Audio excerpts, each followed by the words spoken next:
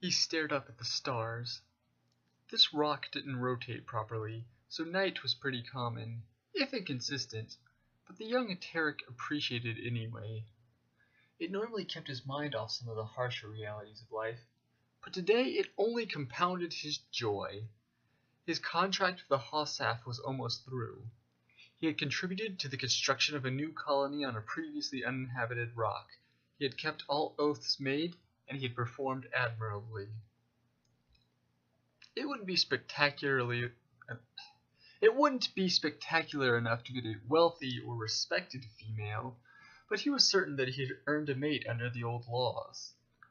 As some strange lights danced across the sky, his hands stretching from the ends of his wings gripped the carved stone tightly as he rocked back, allowing the appendages to support his weight.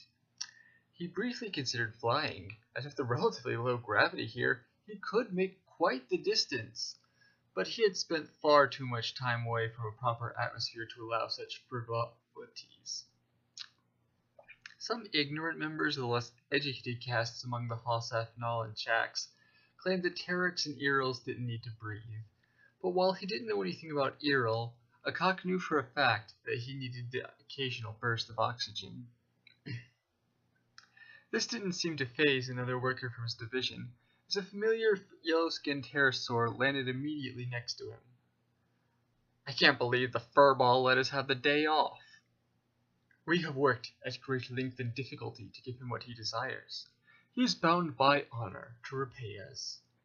The other Terek laughed cynically. "You haven't been outside of the home rocks for long, have you? Hossaf don't have honor. I bet this guy here cheated on the exams to raise his position.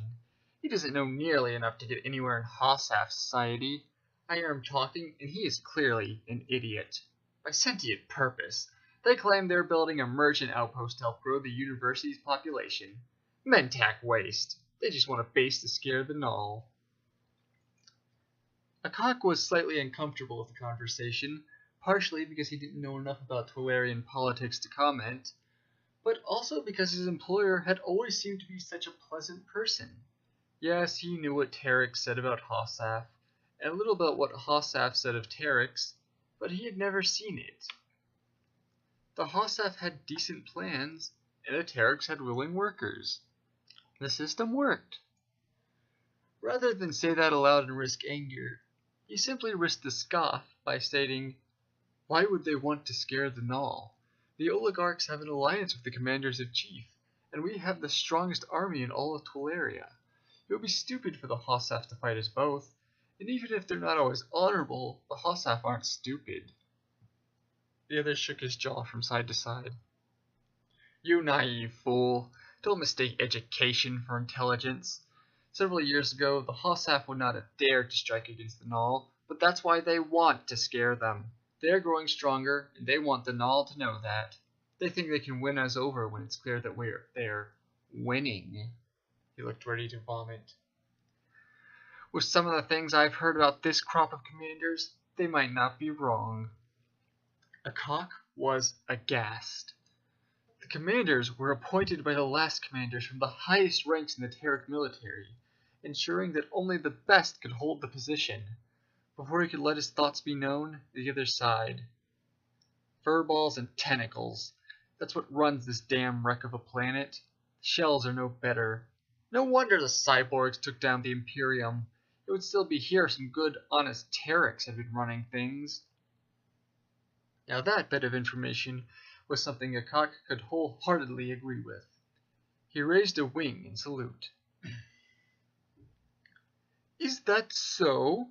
The gentle purr behind the new voice could only have come from a Hossaf.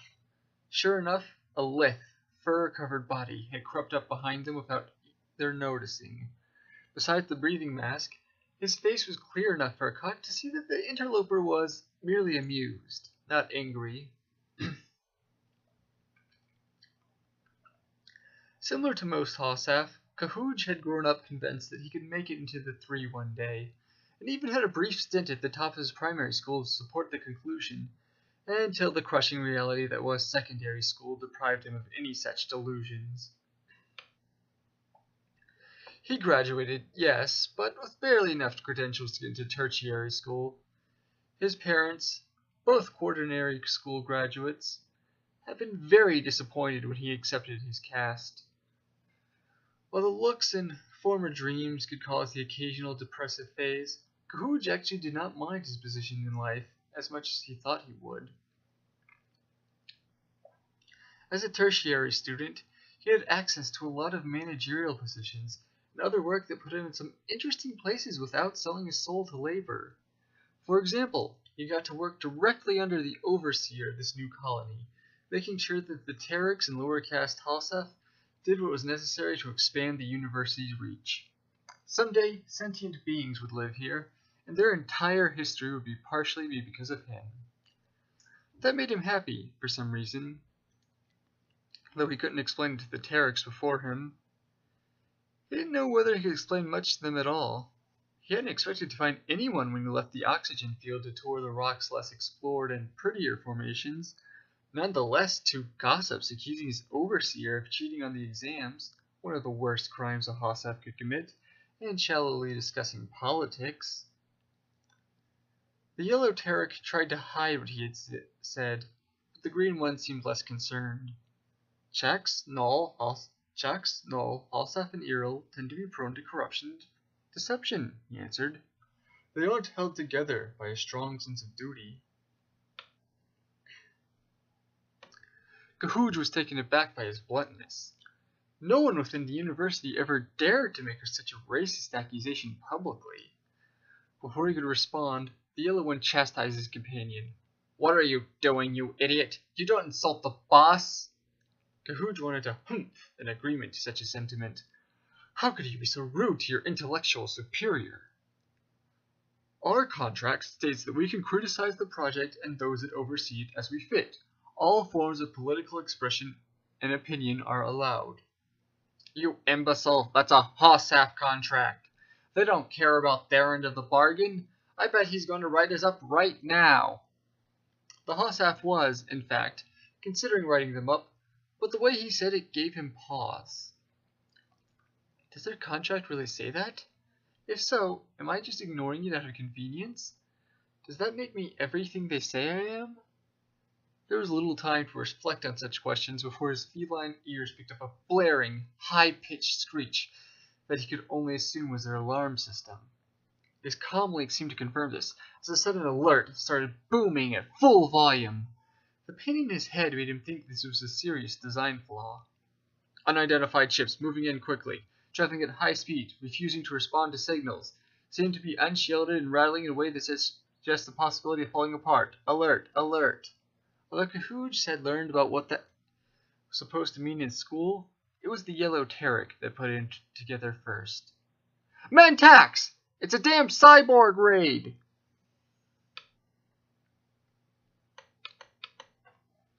Akak was not about to wait for the others, something that proved unnecessary as they began running as soon as he did. He was about to leap into the air and take flight before the yellow one saw what he was trying to do and lightly hit him. Stay on the ground, you idiot! Don't make yourself a target! His advice was almost cut short by a burst of red light. Although Akak heeded the warning, it might reasonably credit his survival to doing so.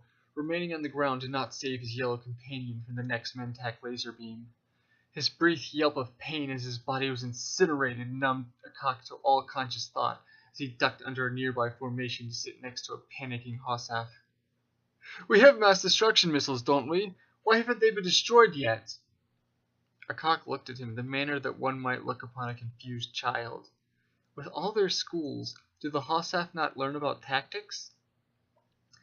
Mentaks scatter their forces, so heavy weapons can take out too few at a time to be worth it. They're unshielded, so we'll probably send drones and light fighters out. If they can't kill them, then they'll force them to band together, where the mass destruction missiles will come into play. It's basic defense strategy. Sure enough, the whine of Terik fighters briefly resounded before engines reached free flight and they became completely silent. Akak released a held breath. He had not expected to undergo such exertion when he planned this trip outside the oxygen field without a breathing apparatus. Although as a Terik, he could store a surprising amount of breathable gas, he still had limits, and this Mentak could very well force him to reach them. He really hoped it wouldn't come to that. A Mentak ship flew just above their position, unleashing a loud crash that Kak assumed were ground forces. This far from the base? Can you do something? The Hossaf stared at him, frightened. Run out there! Dodge your lasers! Grab a few for the glory of the Terex! Dodge lasers?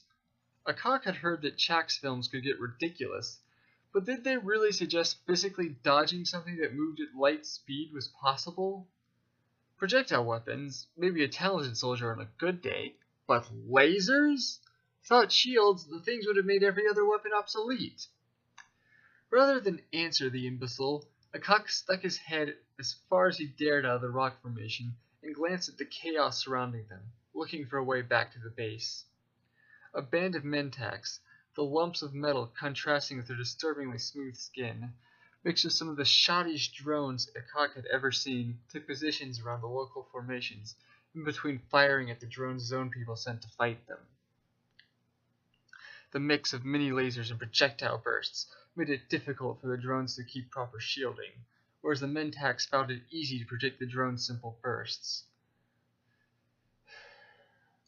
Several of people's machines exploded in a fiery storm before the first of the cyborgs fell. Damn it, where are the Terex?